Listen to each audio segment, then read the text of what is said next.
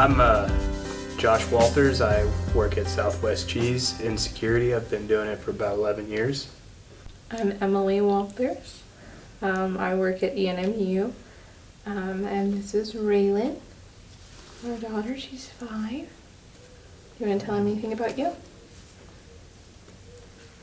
I like to play a lot.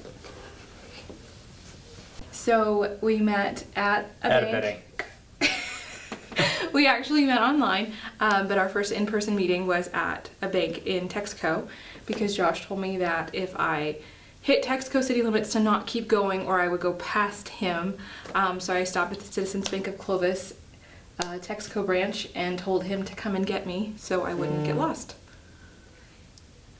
Yeah, and about half a minute later, as small as Texaco is, I showed up on a purple motorcycle, and the rest has been history from there. When I walked in, so Raylan was small, 2 maybe, Yeah. and I was like, where do I take the kid? And Suzanne Thomas took us down to check in and then took us back to her little classroom and showed us where she would be. And then she's like, oh, I gotta go sing. And of course, we had no idea who she was, but I was like, that lady was really nice, And then once we found out that she was Don's wife, I was like, she's so personable and so approachable that, it just kind of solidified the family atmosphere that we have here. This church has become, it's not a church, it's family.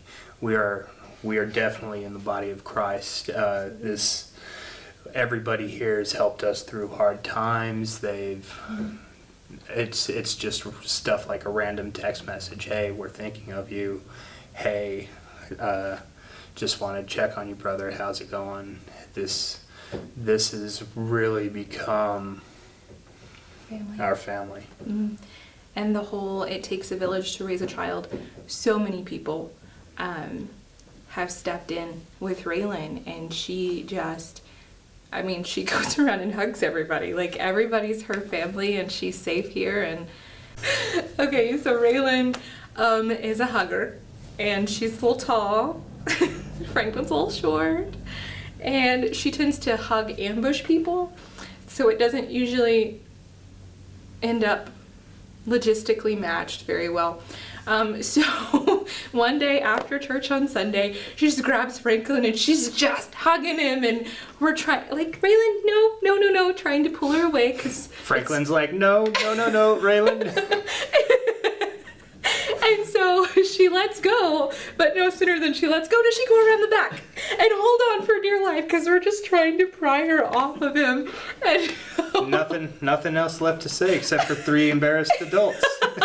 And so then we had to have a conversation about asking people before we hug them. So we learned about boundaries that day. Yeah, it took me a little bit longer to get plugged in because I was pretty antisocial. I'm the guy. We're completely opposites. I'm the guy who's happy sitting in the back, and she's like, oh no, we're sitting up front. And I'm like, can we sit in the middle? I actually became a believer again after Raylan's birth and everything that happened after that. So I'm very much learning daily. And so I wanted to surround myself with like-minded people, and the ladies class allowed me to do that. And I love to serve, so the table was fantastic for that. Herman Jackson is another one that he's actually the one who started getting me to come. Bacon Brothers, like, why don't you show up? Oh, I don't really like people. Well, show up. You like bacon? Who doesn't? You don't have to like people. You just have to like bacon. I can do this. So, and from there it's just taken off. Like, I've found myself wanting to serve more and more.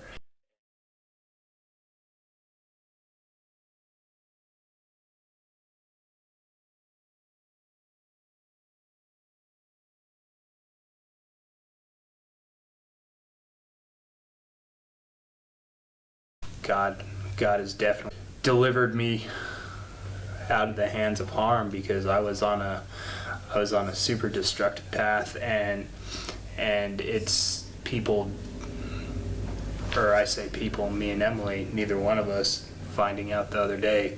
Thought I was going to make it off the operating table, and just that alone, him delivering me from that, it changed my life. Like, and again, like, Gave you life. yeah, gave me life, gave me a newfound, like, I want to, and I never could repay what God has given me. And it's just a lot. Like, it's the reason why I want to serve now. When Raylan was born, I was married, and her biological father was doing drugs and basically went crazy and threw us out of the house when she was 7 weeks old, something like that. And I remember praying, if you're there, let me know you're there. And I just remember just feeling just enveloped in love. And the whole direction of my life changed after that. And there's no explanation other than God and finally listening and trusting Him. She was 2, so she was 2 when I met Josh. And then we got married when she was 3. And now he's adopting her and Have another one on the way. yeah, and then we're having a baby. It's just Which neither one of us thought was gonna happen. Yeah. And yet again, God delivers. And it's something we both wanted. We are Central, and we're in this together.